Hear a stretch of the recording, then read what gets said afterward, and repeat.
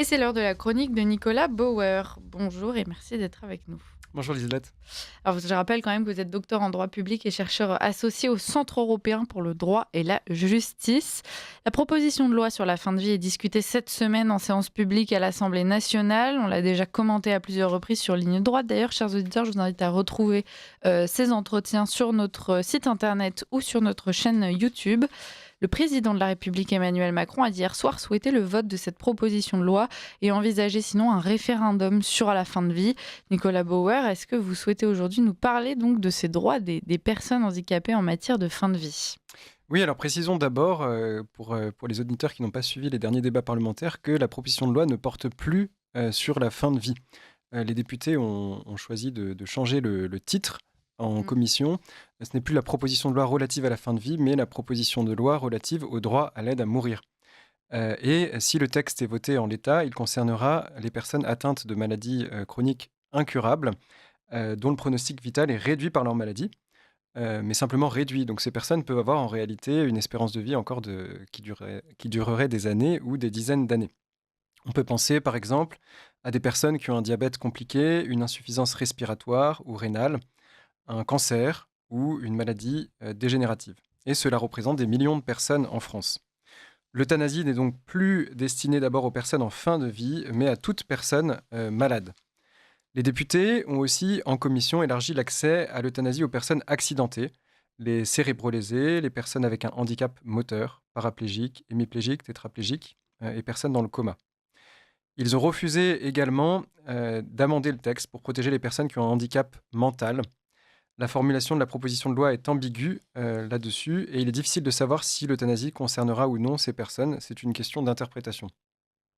Les familles de personnes porteuses d'un handicap mental sont d'ailleurs inquiètes et ont monté un collectif, un gros risque en plus, qui demande l'interdiction explicite de l'euthanasie pour ces personnes avec un handicap mental et pour le moment, ils n'ont pas obtenu gain de cause. Nicolas Bauer, d'ailleurs, la discussion parlementaire continue sur ce texte qui sera donc encore modifié. Est-ce qu'il est permis d'espérer que le Parlement adopte des amendements protégeant les personnes handicapées? Alors oui, nous pouvons espérer que les personnes handicapées et leurs familles se fassent entendre, même si il ne faut pas se faire d'illusions sur les éventuels garde-fous qu'on leur proposerait, puisque le seul véritable garde-fou, c'est l'interdit de tuer.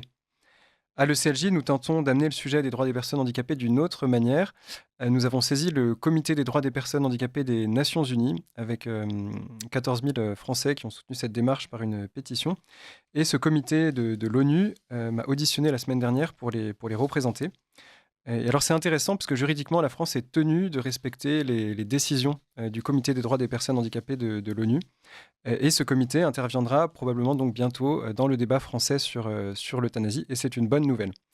Mais il faudra encore que la France l'écoute, et ça, ce n'est pas gagné. En 2019, ce comité avait demandé à la France de ne pas euthanasier Vincent Lambert. La France avait ignoré cette demande. Régulièrement, ce comité demande à la France aussi de remettre en cause le dépistage prénatal automatique des personnes trisomiques, qui conduit à leur avortement dans 96% des cas. Et là aussi, la France ne l'écoute pas, puisque, vous le savez, nous le savons, nous le remarquons, la France a une fâcheuse tendance à se souvenir de ses engagements internationaux uniquement lorsqu'il s'agit de la question LGBT ou des questions d'immigration, où là, on nous rappelle ses engagements. Lorsqu'il s'agit des personnes handicapées, on nous bassine moins avec les obligations internationales de la France, car on les piétine allègrement. Espérons en tout cas que la France ne suivra pas le modèle du Canada, car au Canada, aujourd'hui, il est plus facile de se faire euthanasier que de se procurer un fauteuil roulant. Ce n'est pas moi qui le dis, c'est ce qu'a reconnu la ministre canadienne chargée des droits des personnes handicapées.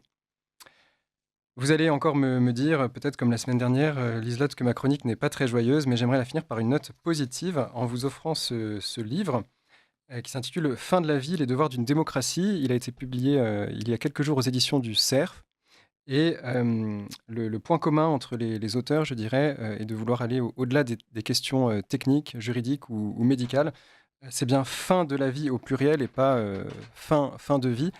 Nous avons voulu proposer des solutions pour promouvoir l'accompagnement jusqu'à la fin de la vie, l'accompagnement des personnes et pour honorer et habiter les derniers moments de la vie de chacun. Mmh.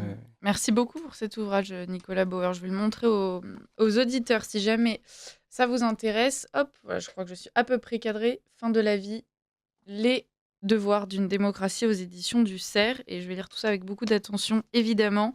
C'est le sujet du moment. Et donc voilà, chers auditeurs, si vous voulez vous le procurer, je sens qu'il est lourd. Donc a priori, voilà, C'est pas obligé de tout lire. voilà, vous en aurez pour votre argent. Il y a l'air d'avoir beaucoup de choses dedans. Nicolas Bauer, merci pour cette chronique. Et on poursuit sur le sujet de l'euthanasie avec Hanan Mansouri.